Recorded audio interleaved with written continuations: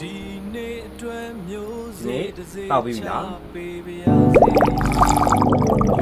ငယ်ဘဝ မင်္ဂလာပါ မှာ ကျွန်တော်တို့လူငယ်တွေမှာအောင်မြင်မှုစီကိုတွားတဲ့လမ်းမှာဆိုလို့ရှိရင်ခန္ဓာကိုယ်ကျန်းမာနေမှရပါမယ်ခန္ဓာကိုယ်ကျန်းမာဖို့အတွက်ဆိုလို့ရှိရင်ဒီနေ့အတွက်မျိုးစိနှစ်စီစိုက်ဖို့လိုပါတယ်မျိုးစိနှစ်စီစိုက်ဖို့ဆိုလို့ရှိရင်ဘာတွေလဲဆိုတော့ကျွန်တော်တို့တစ်ချက်နက်ကင်အိယာနိုးပြီဆိုတာနဲ့ရေဘဝတောက်ဖို့လိုပါတယ်အဲ့တော့ဒီဘယ်လိုတောင်းအောင်လဲဆိုတာတွေကတော့ဒါကျွန်တော်ဒီဒီမပြောတော့ဘူးပေါ့နော်ဒီဥစ္စာတွေကို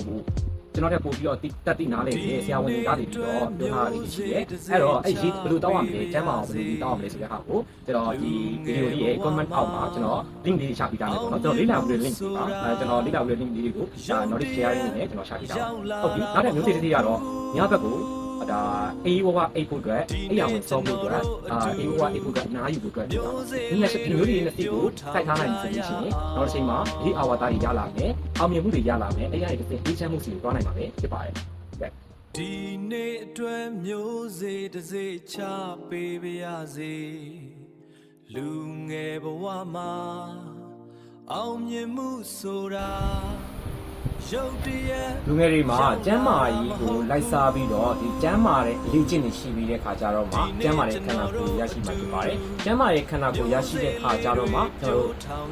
အသိပညာမျိုးစိလေးတွေကိုနေ့စဉ်စိုက်ထူသွားနိုင်မှာဖြစ်ပါတယ်။နေ့ရက်စားပြီးတော့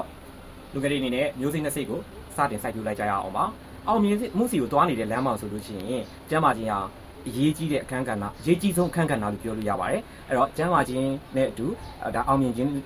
လမ်းတွေကိုတောက်လို့ရမယ်ပြီးလို့ရှိရင်အေဂျင့်မှုတွေလည်းဖန်တီးနိုင်မယ်ပေါ့နော်အဲ့ဒီအတွက်ရေးတော့ပါအေးဝါအေးပါ